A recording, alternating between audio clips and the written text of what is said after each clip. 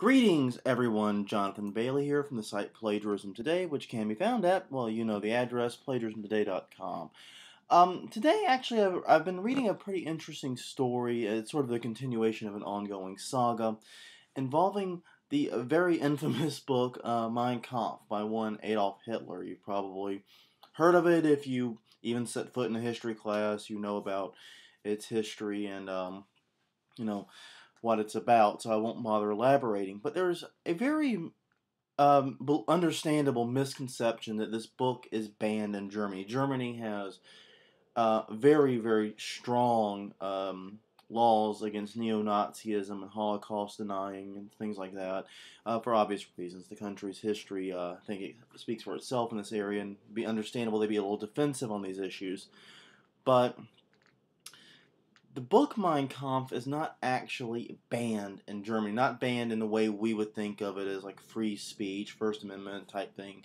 It's actually, from that perspective, completely legal to publish it. The reason you cannot find a copy of Mein Kampf in Germany is because of copyright.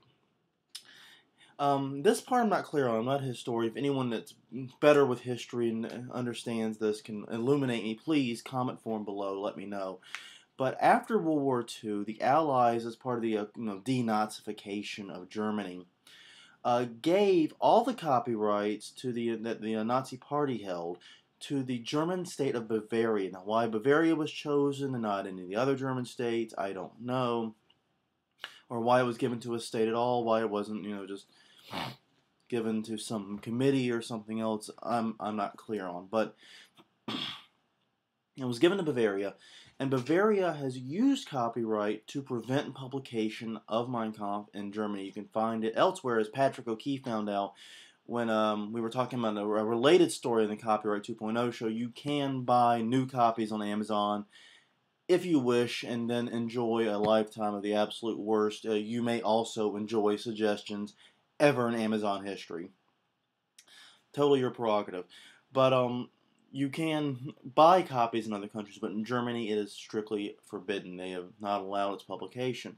And that led to a controversy recently when a magazine was going to publish excerpts from the book. And a whole storm about that. Excuse me, still dealing with a little bit with the cold. But, long story short, though, there is a problem with this. In 2015... Well, 2015 will mark 70 years after Hitler's death, and once that happens, the copyright in Mein Kampf expires. Anyone will be able to publish it, and there is a fear that neo-Nazis in Germany will sort of seize the opportunity and start publishing large amounts of this book and disseminating it and trying to use it to procure support. But the state of Bavaria is actually launching something of a preemptive attack. Before the copyright expires, they are apparently now planning an academic version of the book. It will be the full version, but it'll be annotated, and it will include additional information, rebuttals, and other things like that. And the idea is that this version should be printed by the major publishers instead of the original or other versions which are proposed, for example, like I said, by neo-Nazi groups. But this really proposes an interesting question because, you hate to say this because it is such, a horrible book, and I think the world, in a lot of ways, in many ways at least, is better without it, but then again, it's not better by denying it. But the point is, the state of Bavaria used copyright law for many decades now, 70 years, to basically censor this book in Germany. And now that the copyright's expiring, all of a sudden the dam's going to be broken free. It's going to be interesting to see what happens with it, and if the fears do come to pass, or if maybe the German nation passes new laws to prevent certain versions of the book from being distributed. Like I said, they've clamped down on neo-Nazis and Holocaust denial in other ways. This might just be another step in that.